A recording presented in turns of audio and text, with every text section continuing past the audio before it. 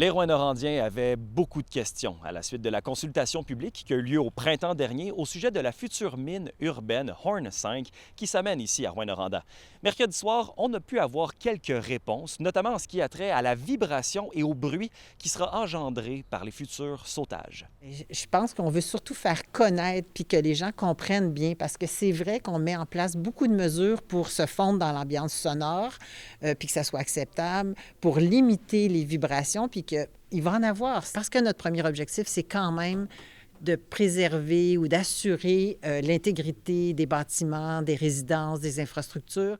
La mine sera à quelques mètres seulement de la fonderie Horn, et c'est cette proximité qui préoccupait énormément les citoyens, sachant que le risque zéro n'existe pas.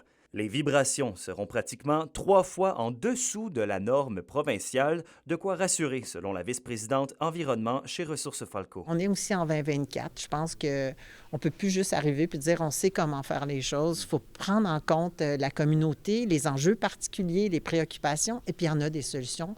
Une activité d'immersion était proposée par la compagnie SoftDB qui se spécialise en acoustique industrielle. Les partisans étaient invités à mettre un casque d'écoute et entendre ce à quoi va ressembler les futurs sautages.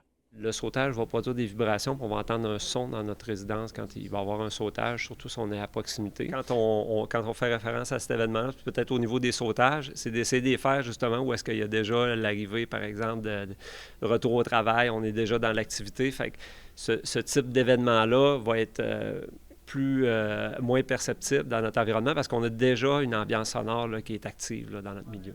Décidément, il faudra s'y faire. Les sautages feront dorénavant partie du quotidien des gens ici à Rouyn-Noranda dans les prochaines années. Un peu à l'image de ce qu'on a à Val-d'Or d'ailleurs. Donc, une explosion tous les soirs vers 17h dans le brouhaha du retour à la maison, histoire de camoufler le plus ce fameux sautage. Alexandre Cabana, RNC Nouvelles, à Rouyn-Noranda.